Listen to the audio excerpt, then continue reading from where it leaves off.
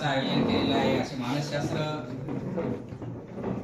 विभागाचे विभाग प्रमुख मगरे सर, कार्यक्रमासाठी उपस्थित संपूर्ण प्राध्यापक वर्ग, विद्यार्थी विद्यार्थिनी, आज या ठिकाणी व्यक्तिमत्व विकास आणि करिअर समुपदेशन या विषयावर व्याख्यान ठेवलेलं आहे।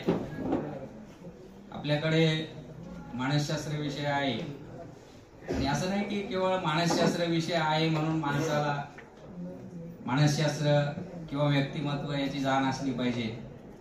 तर व्यक्ती म्हणून व्यक्तीचा व्यक्तिमत्व विकास डॉक्टर बाबासाहेब आंबेडकर मराठवाडा विद्यापीठात छत्रपती संभाजीनगर येथील मानसशास्त्र विभाग प्रमुख आहेत। त्यांनी त्यांच्या अध्यापनाच्या कारकिर्दीला छत्रपती संभाजीनगर येथील शासकीय कला आणि विज्ञान महाविद्यालयातून सुरुवात केली, जिथे 2006 मध्ये त्यांची MPSC द्वारे निवड झाली। त्यानंतर त्या 2010 मध्ये विद्यापीठात रुजू झाल्या आणि अजूनही त्या तिथे कार्यरत आहेत।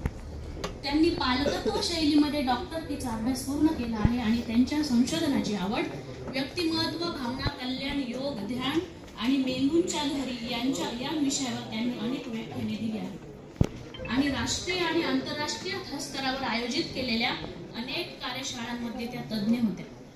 त्यांच्या व्यक्तिरेखाचे काही ठळक मुद्दे म्हणजे राष्ट्रीय प्रकाशनासह मानसशास्त्राशी संबंधित 3 पुस्तके प्रकाशित त्यांनी केलेली आहेत। नाशिकच्या महाराष्ट्र मुक्त विद्यापीठासाठी त्यांचं एक पुस्तक आहे।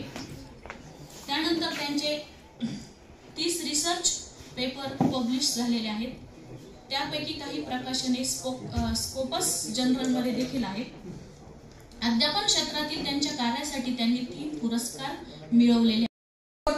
जो कोणी समोर व्यक्ती दिसेल आणि शक्यतो लहान बहीण भावंड असेल तर मग तो मोकळा चाकडा व्यक्त होतो आपण, है ना, किंवा काय करतो, शांत बसतो, काहीच करत नाही। राग आला आपण एकदम चुपचाप बसून जातो किंवा घराच्या बाहेर निघून जातो। जनरली मुलं घराच्या बाहेर निघून जातात राग आला, किंवा जेवण करतात, काहीतरी बाहेर जाऊन खातात किंवा घरातलं खातात किंवा गाणी ऐकतात।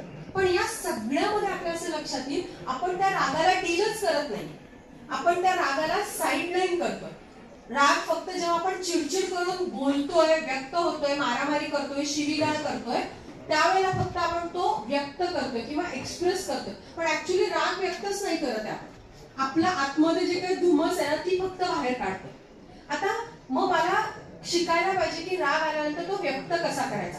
प्रत्येकाने राग व्यक्तच करायला पाहिजे, माध्यम वेगवेगळी असतील कदाचित, पण राग व्यक्त करायला पाहिजे। जर मी राग व्यक्त नाही केला तर जेव्हा जेव्हा मला राग येतो ना त्यावेळेला माझ्या शरीरामध्ये काही रासायनिक बदल होतात, काही हार्मोन्स आहेत ते सिक्रेट होतात, काही न्यूरोट्रान्समीटर सिक्रेट होतात आणि ते माझ्या रक्तामध्ये तसेच राहणार आहे। आज जे आपण बघतो की ऍसिडिटीचं प्रमाण वाढलेलं आहे, तरुण वयामध्ये आपल्याला बीपीचे त्रास दिसतात, याचं कारणच हे आहे की एक्सप्रेस न केल्यामुळे ते शरीरामध्ये तसेच्या तसेच राहिलेले आहे, त्याचं व्हेंटिलेशनच झालेलं आहे आणि ते होणं सगळ्यात जास्त गरजेचं आहे। आणि म्हणून मला राग हा एक्सप्रेस केला पाहिजे।